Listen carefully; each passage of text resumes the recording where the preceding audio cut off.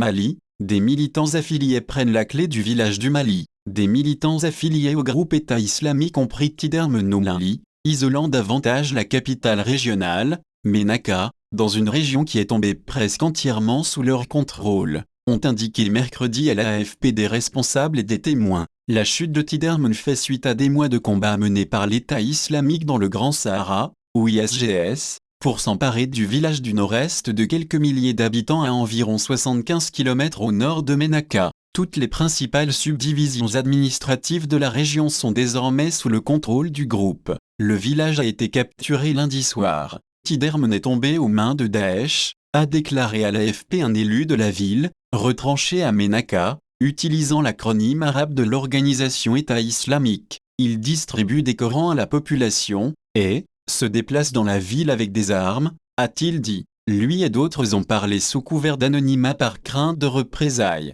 Un autre élu a déclaré à l'AFP que les militants avaient ordonné aux habitants du village de poursuivre leurs activités comme d'habitude, mais d'être prêts à commencer à payer la zaka, une taxe islamique. Une offensive majeure de l'ISGS est en cours depuis début 2022 dans la région de Ménaka et celle de Gao, plus à l'ouest. Les régions ont connu des batailles intenses entre les combattantes de l'AE et le groupe de soutien à l'islam et aux musulmans, JNIM, lié à Al-Qaïda, ainsi qu'avec d'anciens combattants indépendantistes Touaregs qui ont signé un accord de paix en 2015, et des loyalistes qui ont autrefois combattu les combattants indépendantistes. Les militants sont entrés dans le vide laissé par le départ des forces françaises l'année dernière, selon les experts. Des centaines de civils ont été tués dans les violences et les communautés ont été déplacées en masse. Certains ont fui de l'autre côté de la frontière vers le Niger. L'ONU et les organisations de défense des droits de l'homme affirment que des militants ont mené des attaques punitives contre des communautés qu'ils accusent d'aider l'État ou de refuser de rejoindre leur rang.